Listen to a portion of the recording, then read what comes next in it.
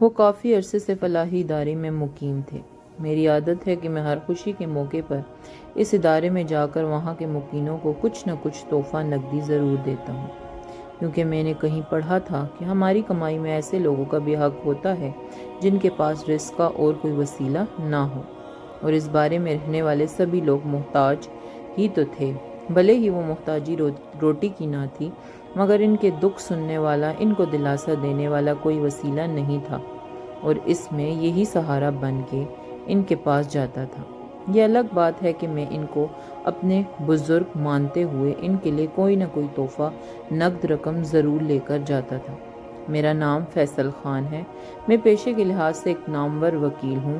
میرا ایک سیاسی گھرانے سے تعلق ہے اور میرا خاندان کراچی کی طاقتور ترین سیاسی جماعت سے منسلک ہے۔ مجھ سے جتنا ہو سکتا ہے میں اپنے اثر و رسوخ سے امت محمدی کی خدمت کی کوشش کرتا ہوں، مگر جتنی بھی کرتا ہوں دل مطمئن نہیں ہو پاتا، کیونکہ میرے ملک میں ظلم بڑھتا جاتا ہے، انصاف گھٹتا جاتا ہے اور مظلوم مرتا جاتا ہے۔ چند دن پہلے میرا بیٹا پیدا ہوا۔ خوشی کے اس موقع پر میں اپنے بزرگوں کو کیسے بھول جاتا، جن کی اپنی اولادیں اور خونی رشتے ان کو چھوڑ کر جا چکے تھے، اور ان سب کی نظریں دروازے پر میرے انتظار میں ٹکی رہتی تھیں۔ جب میں ادارے کے اندر قدم رکھتا تھا تو ادارے کے جس شخص کی نظر بھی مجھ پر پڑتی تھی، مجھے دیکھتے ہی وہ اندر کی طرف اپنے ساتھیوں کے نام پکارتے ہوئے یوں دوڑتا تھا جیسے چند سال کے معصوم بچے گھر میں داخل ہوتے ہوئے اپنے باپ کو دیکھ کر اپنے باقی بہن بھائیوں کو بلانے کے لیے دوڑتے ہیں۔ ملاقات کے کمرے میں پہنچنے سے پہلے میرے تمام بزرگ وہاں پہنچ چکے ہوتے تھے۔ میں ایک ایک کو باری باری گلے لگا کر بوسہ دیتا اور ان کو سہارا دے کر ان کی جگہ پر بٹھاتا جاتا۔ سب کے ساتھ گلے ملنے کے بعد ان کے درمیان بیٹھ جاتا اور ان کے ساتھ رہ کر میرا جو وقت گزرتا وہ میرے لیے زندگی کے پرسکون ترین لمحات میں سے ہوتے تھے۔ میرا یہ ماننا تھا کہ مجھے میرا اللہ جتنا نوازتا جا رہا ہے وہ سب کچھ ان بزرگوں کے وسیلے سے ہی مجھے مل رہا ہے۔ میں نے کبھی کسی سے اس کا ماضی نہیں پوچھا تھا، کیونکہ میں جانتا تھا یہاں انسان جن حالات سے گزر کر پہنچتا ہے وہ حالات کسی کو بتاتے ہوئے تو کیا، خود سوچتے ہوئے بھی انتہائی اذیت ہوتی ہے۔ آج میں کافی دیر ان کے ساتھ بیٹھا رہا، ان کو تحائف اور نقد رقم دی، ان سے اپنی اولاد کے لیے دعا کروائی اور پھر ان سے اجازت لے کر چل پڑا۔ میرے ساتھ ایک بزرگ بھی چل پڑے جو بظاہر تقریباً صحت مند تھے، لیکن فالج اٹیک نے ان کی زبان میں لکنت پیدا کر دی تھی اور ان کی ایک ٹانگ میں چلتے ہوئے لنگڑاہٹ بھی تھی۔ میں نے انہیں لاکھ آرام کرنے کا کہا، مگر وہ آداب میزبانی کا فرض ادا کیے بغیر نہ رہے اور میرے ساتھ چل پڑے۔ ان کے ساتھ مجھے بھی آہستہ چلنا پڑا اور یوں باتوں باتوں میں انہوں نے اپنی رودات سنانا شروع کی۔ انہوں نے کراچی کے ایک مشہور فائبر آپٹک کی کمپنی کا نام لیا اور بتایا کہ میں اس کا مالک تھا۔ ہم دو بھائی تھے اور دونوں برابر کے حصہ دار تھے۔ میرے پاس ایک بیٹا اور ایک بیٹی تھے، جبکہ میرے بھائی کے پاس صرف ایک بیٹی تھی۔ میرے بھائی کی بیٹی 12 سال کی تھی۔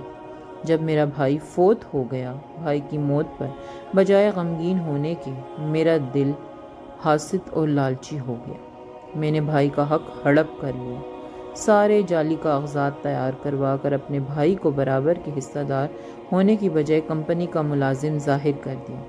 میں نے یہ بات اپنی بھابھی کو نہ بتایا، اس کی آنکھوں میں دھول جھونک کے رکھی اور اس کو اس کی ضروریات کا خرچہ دیتا رہا، اس کی بیٹی کی تعلیم کے اخراجات بھی پورا کرتا رہا، یہاں تک کہ اس کی بیٹی تعلیم مکمل کر کے فارغ ہو گئی۔ تو میری بھابھی نے مجھے حق دیا کہ اپنی بھتیجی کی شادی آپ اپنی مرضی سے کر لیں۔ شاید میری بھابھی کے دل میں یہ بات تھی کہ چونکہ ان کی بیٹی آدھے کاروبار کی مالک ہے، اس لیے میں ان کے بیٹے کی شادی اپنے بیٹے سے کر دوں گا، لیکن میں کاروبار سے ان کا نام برسوں پہلے ہٹا چکا تھا۔ اس لیے میں نے بھابھی سے کہا کہ یہ آپ کی بیٹی ہے، آپ اسے اپنی مرضی سے بیاہ دیں۔ میری بات سن کر میری بھابھی نے کہا کہ اگر میں اس کو بیاہوں گی تو کل کلاں اس کا شوہر کاروبار سے حصہ مانگے گا، تو آپ لوگ کہیں گے کہ میں پرائے گھر کی تھی، اس لیے یہ سارا فساد میں ڈلوا رہی ہوں۔ بھابھی کی بات سن کر میں نے ان کو واضح کر دیا کہ کاروبار سے تم لوگوں کا کوئی لینا دینا نہیں ہے۔ تمہارا شوہر میرے پاس بطور ملازم کام کرتا تھا، وہ مر گیا، بات ختم ہو گئی۔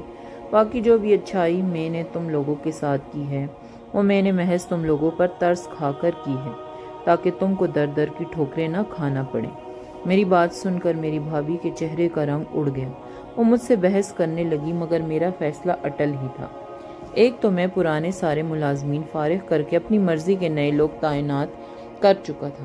دوسرا، میں سب کچھ جانتا تھا، میرے پاس مضبوط قانونی ٹیم تھی، سب کچھ تھا، جبکہ میری بھابھی تو میری محتاج تھی۔ اگر میں چاہتا تو ان کو ایک وقت کے کھانے کے لیے بھی مجبور کر دیتا۔ میری بھابھی نے میری لاکھ منت سماجت کی، مجھے واسطے وسیلے دیے، مگر میں ان کا حق کھا چکا تھا۔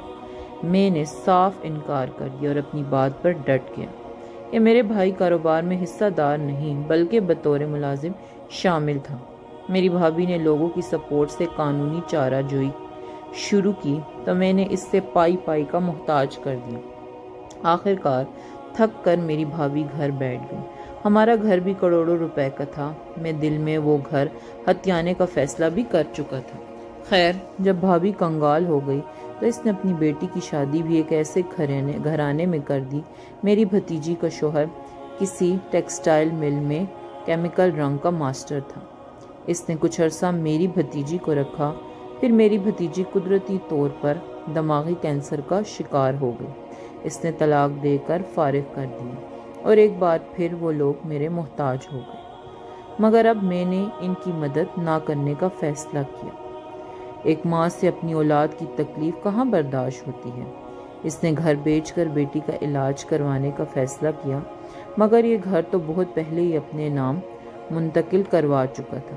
بس دنیا والوں کی نظر میں اپنی عزت قائم رکھنے کے لیے میں بھابھی کو گھر سے نکالنا نہیں چاہتا تھا، کیونکہ پہلے ہی اپنے بھائی کا حق کھا جانے کی وجہ سے میری سوسائٹی میں میرا معیار بہت گر گیا تھا۔ مگر جب میری بھابھی نے گھر بیچنا چاہا تو مجبوراً مجھے کھل کر منع کرنا پڑا اور میں نے ان کو تنگ کرنا شروع کر دیا تاکہ وہ گھر کا قبضہ چھوڑ کر کہیں اور چلے جائیں۔ گھر کا مین گیٹ ایک ہی تھا۔ رات کو اگر تکلیف زیادہ بڑھ جاتی اور میری بھابھی اپنی بیٹی کو لے کر دوا لینے جاتی تو میں چوکیدار کو منع کر دیتا کہ ان کے واپس آنے پر گیٹ نہ کھولا جائے۔ یوں پوری رات میری بھابھی اور بھتیجی گیٹ کی دہلیز پر بیٹھی صبح ہونے کا انتظار کرتی رہتی تھیں، اور پھر ایک دن ایسے گیٹ کی دہلیز پر پڑی میری بھتیجی مر گئی۔ میری بھابھی نے اس کی لاش چھیپا کے حوالے کی اور گھر سے کچھ چیزیں اٹھا کر ہمیشہ ہمیشہ کے لیے چلی گئی۔ میں نے اپنی بھابھی کے گھر کا باقی سامان غریبوں میں بانٹ دیا اور اپنی فراخ دلی دکھا دی۔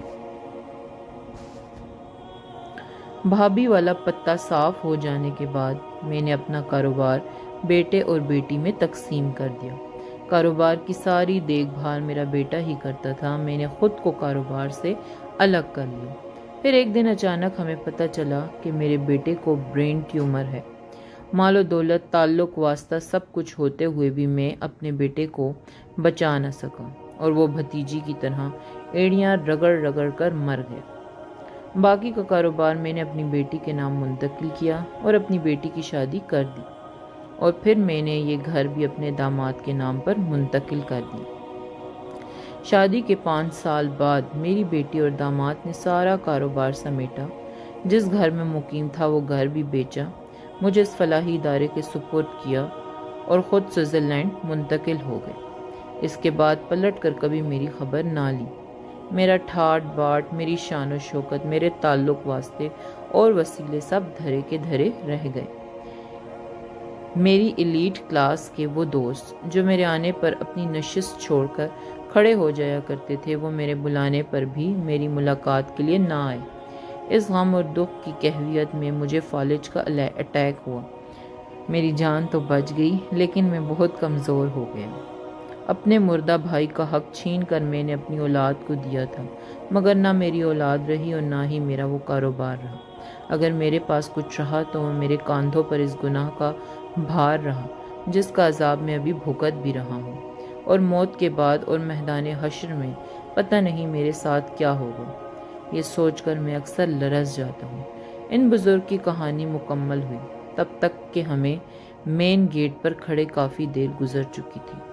رو رو کر وہ اس قدر لرز رہے تھے کہ مجھے مجبوراً دوبارہ سہارا دے کر انہیں واپس چھوڑنا پڑا۔ میں نے ان کو تسلی دی کہ اللہ تعالیٰ کی ذات سے نا امید نہ ہوں، مگر میرے دل و دماغ میں یہ سوال گونج رہا تھا کہ اللہ تعالیٰ اپنی ذات تک کی ہر بات معاف کر دے گا، لیکن حقوق العباد کے متعلق اللہ تعالیٰ نے بھی واضح حکم فرما رکھا ہے۔ ان کے کمرے میں چھوڑ کر میں دوبارہ واپس مڑا، اسی ادارے کی مسجد میں گیا، نماز ادا کی اور بہت دیر تک بیٹھ کر سوچتا رہا کہ کہیں کوئی شخص ایسا نہ ہو جس کا میں نے حق کھایا ہو، جس کی میں مدد کر سکتا ہوں اور میں نے جان بوجھ کر مدد نہ کی ہو۔ میرے ذہن میں ایسا کوئی شخص نہ آیا۔ اس کے باوجود میں اللہ تعالیٰ سے بہت تائب ہوا اور دل میں عہد کیا کہ انشاءاللہ اپنی دہلیز پر آیا ہوا کوئی سوالی خالی نہیں موڑوں گا۔ بہت دیر تک اللہ تعالیٰ کے خوف سے مسجد میں بیٹھا لرزتا رہا اور اللہ تعالیٰ سے ہاتھ جوڑ کر اپنے گناہوں کی معافی مانگتا رہا۔ جب حالت کچھ بہتر ہوئی تو اٹھا اور گھر واپس آیا اور آ کر اپنی بیوی کو بھی کہا کہ حقوق العباد کے معاملے میں کبھی کوتاہی نہ کرنا، اور ساتھ ہی اس کاروباری شخص کی روداد بھی سنائی، جس کی بات سن کر میری بیوی نے بتایا کہ وہ اس شخص کو نہ صرف جانتی ہے بلکہ اس کی بیٹی اس کی دوست بھی تھی، مگر ایک عرصہ ہو گیا اس کی بیٹی نے مجھ سے رابطہ چھوڑ دیا ہے۔ میں ان الفاظ کے ساتھ کہانی کا اختتام کرنا چاہتا ہوں کہ اگر ہو سکے تو کسی سوالی کو بھی خالی ہاتھ نہ موڑیں، اگر مدد نہیں کر سکتے تو کم از کم اس کی توہین بھی نہ کریں، کیونکہ عرش بری پر بیٹھا اللہ ہماری شہرک سے بھی قریب ہے اور اسے اس کی مخلوق بہت پیاری ہے۔